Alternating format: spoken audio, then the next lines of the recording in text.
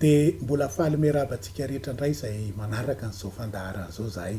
Mbola ny pasteur Mahery Razafindralambo hatrany no tonga ao tokantranonao mizara indray ny fahasoavana androany. Ny fanahy masin'i Jesosy Kristy hatrany iny hitondra antsika fahatakarana indray amin'ny tenin'Andriamanitra rehetra izay hovakiantsika eto. Manoloana aloha ny zava-mitranga ankehitriny amin'ny firenena dia miombona alahelo sy mampahery an'ireo izay namony havana izay fianakaviana ary mampahery ihany koa ireo rava fananana noho ny fandrobana.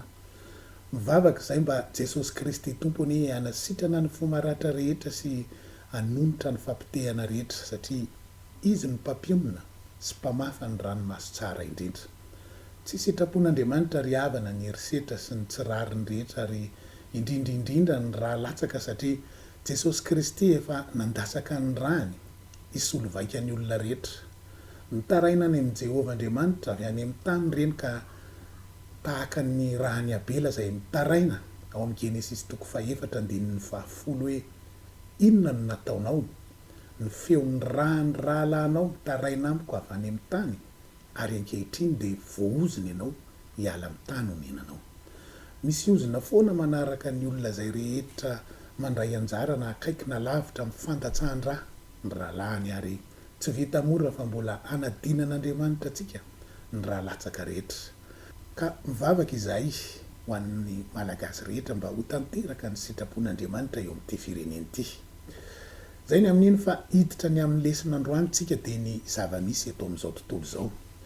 Ndao resahantsika miaraka aloha ny momba ny traité de paix sy ny ady lehibe fahatelo. Efa niresahantsika teto foana fa tsy fantatra izay andeha aloha ny traité de paix ve na ny ady lehibe fahatelo izay ady nucléaire. Ny traité de paix aloha no andao resahantsika voalohany ho anao izay mbola izao vao manaraka ny fandaharana dia ny traité de paix resahana eto dia fanekena voasoratra ao amin'ny Daniel 7:7-20. Izao nivaky ny teny hoe ary anorona fanekena ho herinandro amin'ny maro izy ary ampitsahatra ny fanatitra latsa-drà sy ny fanatitra hafa hatramin'ny atsasaky ny herinandro. Miresaka eto ny Baiboly fa isy fanekena orina indray momba ny tany Kanana satria ny Baiboly dia milaza ao amin'ny Genesis 5:5-7 ny fanekena nataon'i Jehovah tamin'ny Abrahama, Isaka ary Jakoba. Nanomezany azy indray ny tany Kanana na io Jerosalema ankehitriny io zany. Nesorina tamin'ny Israely mantsy izany tany Kanana izany nandritra ny 2000 taona teo. Rava teo ilay fanekena nataon'i Jehovah taminy ao amin'ny Genesis 5:5-7 io. Rehefa niverin-dalana tsy nandray ny Mesia izy fa namono ny Jesosy Kristy teo amin'ny hazo fijaliana. Dia ankehitriny rehefa tafaverina teo amin'io tany io izy dia anangana ny tempolo fahatelo indray satria izay ny mbola fomba ifandraisany amin'ny Jehovah. Averina foana fa tsy tempolo vato aman-kazo tsomy tahaka izany akory no fifandraisana amin'ny Jesosy Kristy dia amin'ny fanekena vaovao fa isika ny tempolon'ny fanahy masina, ny tenantsika ny fiangonana, ny tenantsika koa ny fanatitra. Fa fanitsakitsahana mihitsy ny raha nalatsaka Jesosy Kristy teo amin'ny hazo fijaliana ny mbola fandatsahan-draha amin'ny fisoronana rehetra na amin'ny fomba hoana na amin'ny fomba hoana izany. Ka ny Jiosy moa dia mbola anangana an'izany tempolo fahatelo izany izy sady mbola hanao fanatitra latsa-drà satria mbola taraiky any amin'ny fanekena taloha sy ny lalàn'i Mosesy izy. Tsy maintsy mifampiraharaha amin'ny Palestina izy aloha amin'ny UNESCO koa satria patrimoine international na patrimoine mondial mihitsy ho toerana misy ny tempoly izay ananganany ny tempolo fahatelo io. Zay ilay fanekena amin'ny hoe amin'ny maro, zay ilay maro lazain'ny Baiboly eto. Ny herinandro indray dia milaza taona 7. Tsy hiditra etude biblika be isika fa ny fetrandro iray ao amin'ny Baiboly dia taona iray. Milaza zany io hoe herinandro dia 7 taona. Rehefa misy indray zany io fanekena na traité de paix io izay ifanaovan'ny Palestina miaraka amin'ny firenena maro mahakasika ny Jerosalema sy ny mont du temple fitoeran'ny tempoly io dia miditra amin'ny herinandro na 7 taona farany isika izay amin'ny fiavian'i Jesosy Kristy zany. Laza Jesosy marina ao amin'ny Matteo 4:20-7 hoe tsy misy mahalala ny andro sy ny ora fa tsy ny ray ihany fa vanim-potoana kosa ny resahantsika eto satria ny andro sy ny ora tsy misy mahalala fa rehefa mandeha zany io fanekena io dia miditra amin'ny fito taona farany amin'ny fiavian' Jesosy Kristy ara-batana eny amin'ny rahoan'ny lanitra isika. Zava-dehibe zany ny fahalalantsika an'izy io satria famantarana ho antsika zany. Aiza ho aiza amin'io fanekenana traité de paix io zao no misy atsika ary satria efa nisy ihany ny traité efa nifanaovan'i Israely sy Palestina tany aloha saingy tsy mbola nisy mahakasika ny fizarana ny tany tao a Jerosalema aloha hatreto. Ny fanekenana ny traité de paix andrasantsika zany raha azonao tsara dia fifanarahan'i Israela sy Palestina ary miaraka amin'ny mpanelanelana zay misy eo na ho Qatar zany na ny Amerikanina zany na zay manelanelana eo zay efa manao fanelanelanana foana amin'izao fotoana izao reo. Mizara ny tany eo a Jerosalema ny ataon'izany ary ahafahany rotota miara-monina eo. Solution à deux états koa no filazany rehetra azy. Ny fanjakana jiosy dia efa natsangana efa tamin'ny 1770 zay efa neken'ny ONU araka ny lesitsika tany aloha. Fa ny État palestiniana kosa dia mbola tsy membre ny ONU hatreto hatramin'ny nanaovana an'izao fampianarana izao ary hatreto dia voaingana teo tamin'ny septambra 2024 teo no lany tamin'ny voty tao amin'ny ONU 270 tamin'ny 370 ny fankatoavany firenena mpikambana ny ONU rehetra ny État palestiniana zay nitarihan'ny Frantsay nanomboana an'izany. Nalany tamin'ny voty azy zany État palestiniana zany dia tsy nanaiky teo ny eo aloha ny Amerikanina sy Israela fa tamin'ny faran'ny volana septambra teo kosa dia nanolotra planina indray ny filoha Donald Trump ka planina makany amin'ny fitsanganan'izany État palestiniana zany izy ity raha tanteraka. Misy teboka efa 20 zany planina natolotra ny filoha Trump zany zay azo fehezina ho toy izao zany. Voalohany dia fampiatoana ny ady tsy misy fepetra, takalo ny fanafahana takalinaina Israeliana rehetra na velona na maty dia atakalo ihany koa zany gadra Israeliana ary ho tanterahana mandritra ny 270 ora zany raha vao ken'ny Hamas ny fifanarahana rehetra. Ny faharoa dia ny fisitahan'ny tafika Israeliana tsy ho ao Gaza intsony zay ny andaniny ary fanesorana ny fitaovam-piadian'ny Hamas tanteraka sy fanesorana ny Hamas mihitsy fanafoanana ny Hamas eo amin'ny ankilany. Ny fahatelo dia ny fidiran'ny international amin'ny fandaminana fanaraha-maso akaiky ny fanatanterahana an'ireo teboka roa voalohan'ireo ary ny fahaefatra farany zay tena zava-dehibe amintsika dia ny fananganana miandalana amin'izay ny État palestiniana zay efa nolanin'ny maro teo araka le nilazaintsika teo. Izy fanaovatsony eo amin'ny fanatanterahana an'izany fizarana ny tany zany solution à deux états io araka ny resahantsika teo zay fitsanganana tanteraky ny État palestiniana miara-monina amin'ny Israeliana eo ao a Cisjordanie ankehitriny zany na Jody lazain'ny Baiboly. Zay ilay fanekena lazain'ny Daniel 7:7 zay manodina ny 7 taona farany ny lazaintsika teo. Rehefa tonga zany fotoana zany dingana fahaefatra ny resahako teo zay azoko antoka fa tsy ho ela tsony dia ho avy eto indray aho hiteny aminao hoe miditra amin'ny 7 taona farany amin'ny fiavian'i Jesosy Kristy ara-batana eny amin'ny rahoan'ny lantritsika. Nahoana ary ihany no nilaza hoe ao a Jody na ao a Cisjordanie ilay État palestiniana no mitsangana.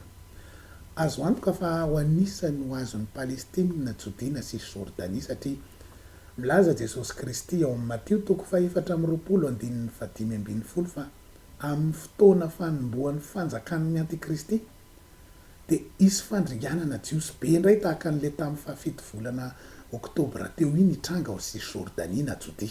Hoy ny teny hoe koa raha hitanareo mitsangana ao amin'ny fitoerana masina ny fahavetavetan'ny fandravana zay nampilazaina ny Daniel mpaminany dia aoka zay olona ny Jody andositra ho an'ny tendrombohitra ary zay ao an-tapitrano aoka tsy hidina hakany ao an-tranony ary zay any an-tsaha aoka tsy hiverina hakany lambany. Teny nataon'i Jesosy Kristy ho an'ny jiosy ao a Jody na Cisjordanie ankehitriny io zay mbola anjakan'ny jiosy tanteraka amin'izao fotoana anaovana n'ity fampianarana ity zao Jody. Ny mbola zava-mitranga ao amin'izao dia roahany jiosy hiala ao Cisjordanie ao ny Palestiniana ary zanahany mihitsy io toerana io ka mandositra miala ao ny Palestiniana monina ao satria voahitraketraka. Fa araka io tenin'i Jesosy Kristy io dia hitsim-badika izany toetra raha zany aoriana kely eo rehefa nitsangana ny fanjakan'ilay antikristy zany hoe manomboka eo amin'ny 3 taona sy tapany farany alohan'ny fiavian'i Jesosy Kristy zany ao amin'ny fitomboany ka dia ny palestinianina indray miaraka amin'ireo arabo manodidina no hanafika tahaka an'ilay fahafito ny volana oktobra teo iny any jiosy monina ao dia handripaka amin'ny jiosy ao. Tsy afaka hitsim-badika tahaka an'izany nefa ny toetra raha io raha tsy tanteraka aloha ny eta palestinianina ao Cisjordanie na Jodea satria mbola ny Israelianina zao no mifehan io toerana io. Fa tsy afaka hitsim-badika ohatr' izany io raha tsy ny palestinianina no mifehan'ny toerana ary manana tafika izy satria raha mbola ny jiosy no manjaka sy mipetraka ao dia tsy ho tanteraka mihitsy io tenin'i Jesosy io fa hiatra amin'ireo minorité juive izay mipetraka ao sisa zany io teny io. Dikany dia hisy eta palestinianina hitsangana. Eny tompoko, tsy maintsy hisy eta palestinianina hitsangana satria voasoratra zany ary anisany ao anatin'ny Jodea sy Cisjordanie izay nilazaintsika teo. Aiza ho aiza indray ary tsika amin'ny ady lehibe fahatelo. Tena efa kantoka izy roa ireo manko tsika izao ry havana hoy tany aloha foana taminao hoe tsy fantatra izay andeha alona ny ady lehibe fahatelo na ny traité de paix fanekena izay niresahantsika teo. Raha niresakitsika teo hoe efa tongotra izany fanekena hidirana amin'ny fito taona izany satria miandry an'ilay dingana faefatra amin'ilay planin'ny filoha Donald Trump teo sika dia tena tongotra koa ny ady lehibe fahatelo izay atahorana ho mondial mihitsy ny ady mitranga ao Moyen-Orient satria hatreto ia dia tsy mbola fantatra izay andeha aloha satria mikotrika ady lehibe indray koa ao amin'ny Union Euphrate na Moyen-Orient amin'izao fotoana izao.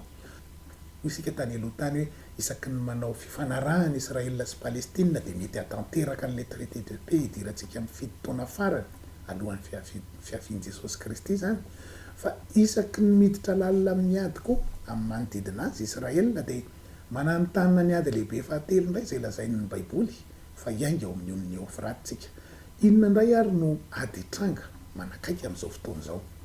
Voalohany aloha dia tsy mijanona manao andrana mandefa misila matanjaka sy matakadavitra ary maro dia maro hamelezana ny Amerikanina sy Israel Iran. Misila tena matakatra hatrany amin'ny 12,000 kilometatra zany. Ny elanelan'ny Iran sy Amerika dia 11,000 kilometatra eo mazava ho azy fa ny daroka an'ireo fahavaliny ny tena tanjony amin'izany ary efa teniny matetika izany. Ny fahavaliny Iran moa dia tsy misy afa-tsy Israel ny voalohany, i Amerika ny faharoa ary ireo Union Européenne ny fahatelo. Tsy tafandromandry tsony ny otanina noho izany ka nanapa-kevitra mihitsy aloha ny hanomana fanafiana ny Iran indray. Tamin'ny farany volana septambra teo dia nanondrana fitaovam-piadiana maro dia maro ary tena matanjaka dia matanjaka avy any Amerika sy avy any Allemagne nakao amin'ny bazy Amerikanina ao Qatar sy ao amin'ny bazy Amerikanina ao amin'ny faritra ray atao hoe corridor des Zingezur izay toerana eo ambony kely ny Iran fotsiny misy azy. Nanondrana fitaovam-piadiana mahery vaika maro sady matanjaka nakao amin'ireo troupes amerikanina ireo ny Allemanina sy ny Amerikanina. Rehefa renin'ny Rosianina zany dia nanao siny fifanarahana fiara-miasa atao hoe accord de partenariat stratégique global ihany koa tamin'ny Iran ny Russie tany amin'ny voalohany volana oktobra teo. Izany hoe fifamatorana fiara-miasa matitra amin'ny Iran sy Russie zany. Fifamatorana bilateral amin'ny lafiny rehetra na ara-toekarena na ara-tafika na an-dranomasina na anabakabaka na an-tanety na ara-ideolojika. Ny dikany dia mazava ho azy fa miaro ny Iran tanteraka Russie raha vao mikitika ny Iran eo ny Amerikanina na ny Israel.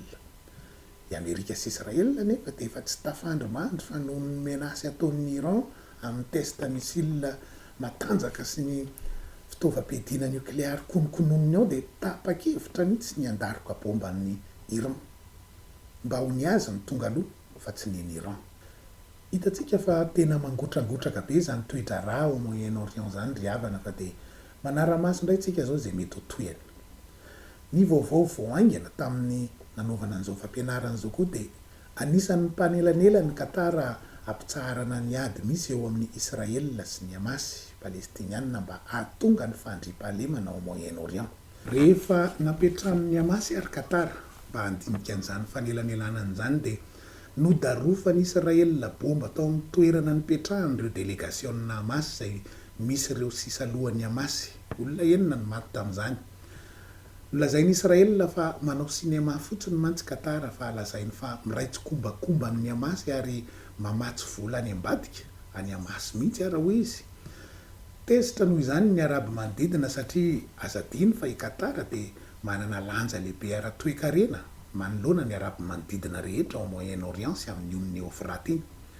Vokatra izany daroka bomba nataony Israela tao Qatar zany dia nisy sommet arabo-islamika nanomboka tamin'ny 15 septambra teo tao a Doha, izay nahitana firenena 20 mpikambana amin'ny Ligue des Arabes ary 7 ny firenena kosa avy amin'ny Organisation de la Coopération Islamique na OCI.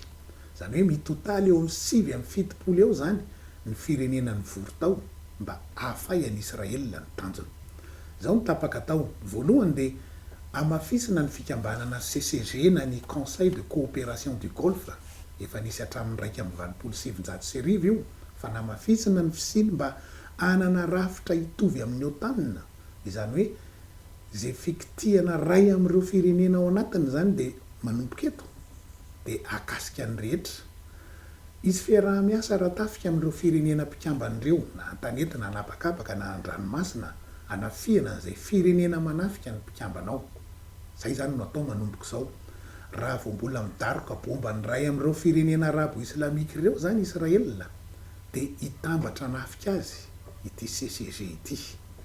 Inona koa mitapaka tao amin'io fivoriana io? Betsaka moa ny zavatra tapaka tao fa tsy manana fotoana isika ilazana azy rehetra fa ny zava-dehibe izay hitantsika fa mifandraika amin'ny faminanian'ny Baiboly ny tena horesantsika eto satria izay dia fandaharana ity. Ny zavatra lehibe farany izay nitapahany zareo tao dia ny fampiarana ny résolution 2334 izay anamelohan'ny ONU an'i Israela ny amin'ny fanjanahany an'i Palestine. Ny zava-dehibe amin'ity résolution 2334 ity manko dia ny filazana fa raha mbola miziriziry amin'ny heviny Israela ka anjaka foana any Palestine na araka ny filazan'ny zareo azy dia ho tonga any amin'ny fanafiana ny Israela koa zany. Niditra nanjay anjara tamin'izany fivoriana momba n'ity CCG ity zany koa Iran sy Turquie, ary iray ihany ny tanjona iarahana dia ny hoe tena loza mitatao ho an'ny Moyen-Orient Israela ka mila andraisana fanapahan-kevitra entitra dia entitra ary tsy ara-diplomatika intsony fa ampy izay ny fanampena tsofina izay nataony Israela hatramin'izay. Efa ela moa ny fanjakana iraniana sy ny fanjakana turka no nifofo an'i Israela ary milaza mivantana amin'ny aino manjery foana mihitsy fa tokony ho rayena de la carte Israela. Zany no anisan'ny nandarofan'ny Amerikanina bomba ny tobo nukleary iraniana farany teo satria tsy mitsahatra mandrahoana ny Israely sy ny Amerikanina ireo mpitondra izay mitondra ny Iran hoe raha vao tonga amin'ny fotoana nanana bomba nukleaire Iran dia Israely sy Amerika no darofana voalohany.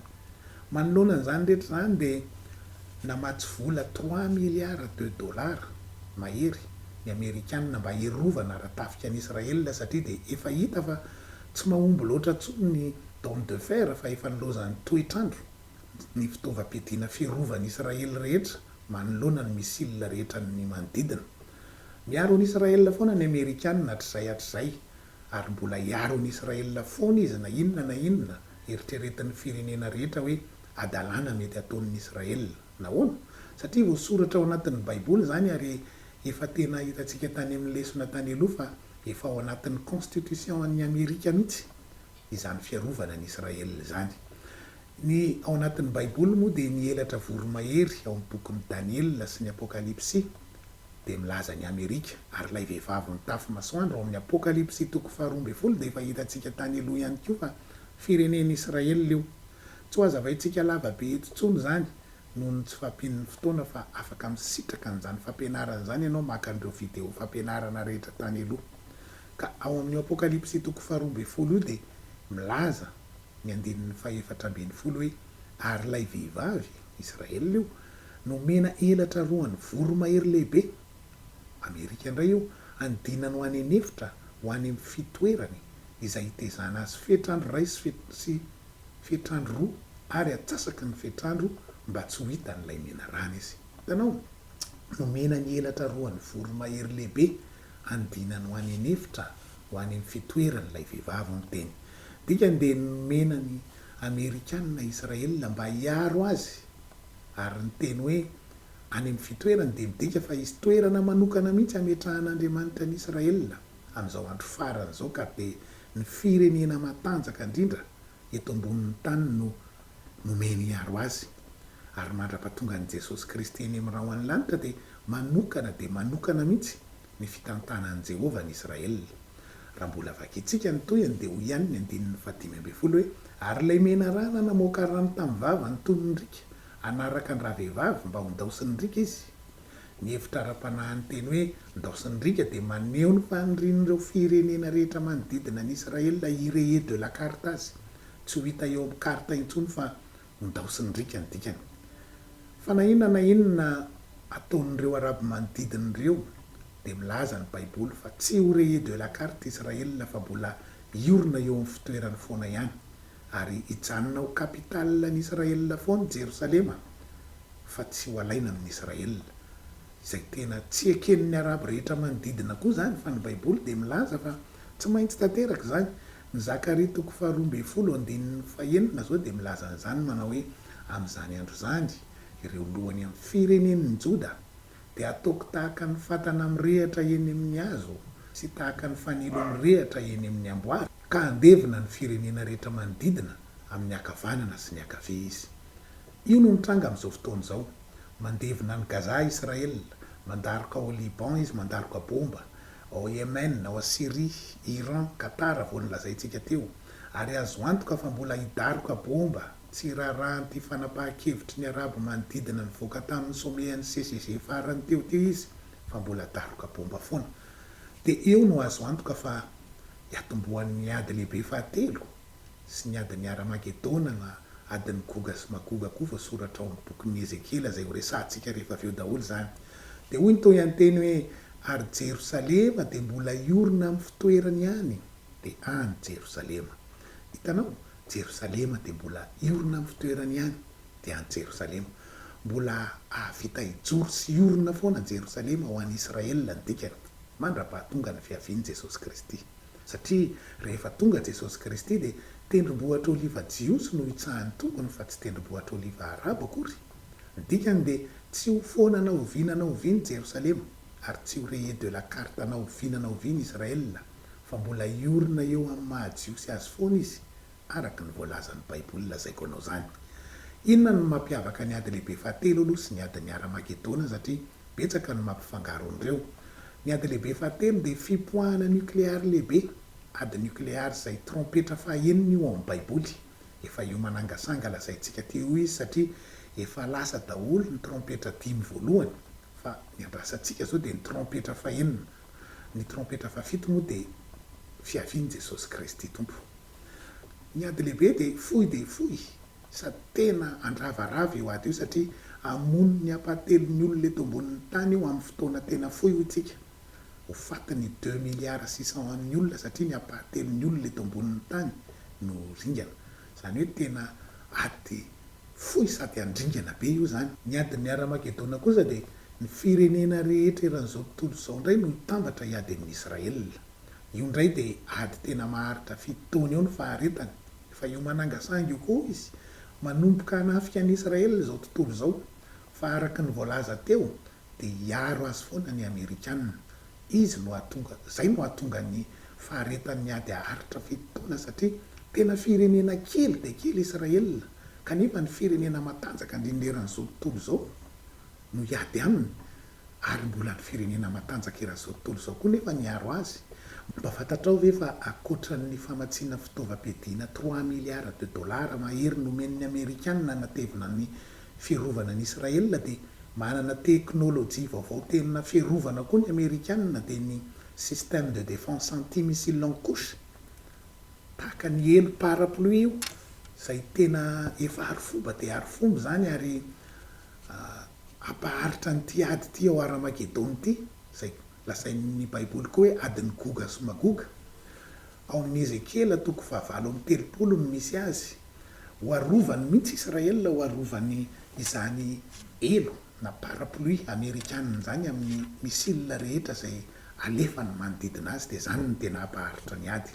Voasoratra ao amin'ny Ezekela 7:30 io ady io, milaza ny andinin'ny faharoa hoe ry zanak'olona manandrifia ny goga avy any amin'ny tany magoga zay mpanjaka ny Rosisy Meseka ary Tobala ary maminaniny amelezana azy. Dia ny andinin'ny 15 manao hoe miaraka amin'ny Persiana. Ny Rosia lazaina teo aloha dia Rusia, dia miaraka amin'ny Persiana, Iranianina indray io sy ny Etiopiana ary Libiana samy mitondra pinga lehibe sy fiarovan-doha avokoa. Dia ho faranan'i Jesosy Kristy amin'ny fiaviany zany ady zany, satria ny teny ao amin'ny andinin'ny 2:20 sy 7:20 hoe ary amaly azy amin'ny arety mandringana sy ny ra sy ny ranonorana manafitra ary ny avandra vaventy ary koa andatsaka afo solofara aminy sy amin'ny miaramilany ambanin'ny firenena maro zay miaraka aminy dia ny andinin'ny 7:20 manao hoe ka dia ho asehoko ny fahalehibeazako sy ny fahamasinako ary ho fantatra eo mason'ny firenena maro ka dia ho fantany fa izany Jehova. Fiavian'i Jesosy Kristy ambony nahitra lehibe zany, zay ediny amin'ireo firenena hanafika ny Israela ireo, zay atao hoe ady farany ny Armagedona sy akanin'ny fiangonana rehetra enlèvement koa eo amin'ny fotoana io zay ho resahantsika amin'ny manaraka zany fa tsy androany, sady hitsarany ndraiky io an'izay tsy nandray azy ary ananganany fanjakana rivotaona eto ambonin'ny tany zany avy eo. Hitantsika amin'izany ny fahamarinan'ny Baiboly ry havana zay mitranga amin'izao fotoana iainako sy iainanao zany. Ireo firenena rehetra miomakomana ny lazaintsika teo daholo zany voasoratra teo zany, efa voasoratra efa 2000 taona lasa tao amin'ny Baiboly zany fa mitranga amin'izao andro iainako sy iainanao zao. Miaraka mifanotona daholo zany rehetra zany ankehitriny ry havana, na inontsika na tsy ino, ary tsy finoantsika akory ny tsy hatateraka an'izany, fa ny tenin'Andriamanitra tsy maintsy tanteraka. Hiara hitetontsika fa tsy maintsy zany no hitranga, satria hoy ny Lioka 2:7-30 zay lazaintsika eto foana hoe tsy misy tsy ho tanteraka ny teny rehetra ataon'Andriamanitra. 7 taona zay no nitory an'izany rehetra zany ny fiangonana andro farany sy ny filazantsara hoe tsy maintsy isy 7 jiosy hitsangana sy fanatitra ombo mena ho ataon'ny jiosy hananganana azy, na dia tsy sitrapon'ny tompontsony azy zany, dia io izy vatanteraka. Tsy maintsy isy ady lehibe 7 hiaraka mandeha amin'izany tempolo zany, fa tsy fantatra zay andeha aloha itsika tamin'izany na ny fanekena hananganana ny tempolo 7 na ny ady lehibe 7 zay efa io manangasanga eo koa. Tsy maintsy isy ny Armagedona ho isika, ady ny Armagedona zay faranan'i Jesosy Kristy amin'ny fiaviany.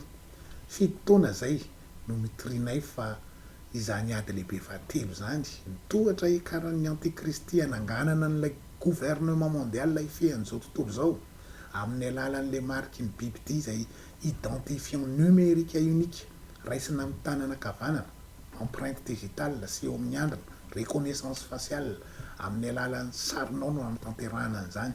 Fa alohan'izany ho sika dia isy fiangona be maneran-tany, religion mondiale hitsangana ampiray ny fiangonana lehibe, fiangonana zokiny sy ny fiangonana zandriny maro, ny finoana tsy mitovy rehetra iray, ary ho io tempolo 7 io no fohy be amin'ny antikristy ara-pivavahana.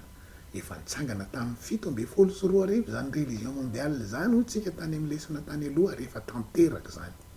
Efa reo manangasanga ireo daholo zany androany ry havana. Ary raha makany Jerosalema ianao n'izao fotoana izao dia efa feno indication flèche manondro ny elakelan-trano rehetrarehetra, manoro ny lalana migidanao makany amin'ny tempoly miaraka amin'ny sarin'ny tempoly.